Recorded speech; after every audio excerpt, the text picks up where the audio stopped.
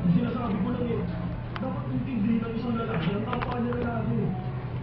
Hindi ba iintindihan ng babae ang lalaki? Yun lang yun. Hindi ba tama? Ikaw laban sa pag-usa natin sa papa. Pwede mo siya mag-aaral na lang tayo pumunta doon. Hindi siya makita po naramdam ko eh. Hindi ako pwede makapagkita sa mga magulang ko na ganito.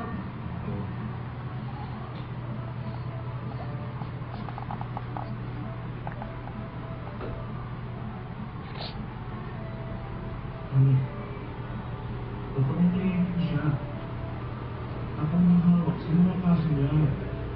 Nagkakasalanan ko sa isipan niya ang kainin ako. Gusto nga niya sana pagpakaliwin mo sa akin na pinagpatrabahuan niya. Saan ko ba? Umuwi na tayo. Meron kang kaya ng gusto. Oo nga pala. Jerry! Jerry!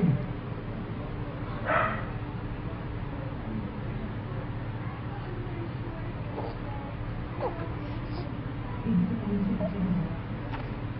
Ibang araw na lang.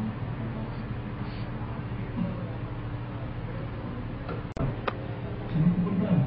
Umuwi na tayo. Meron kang kaya ng gusto.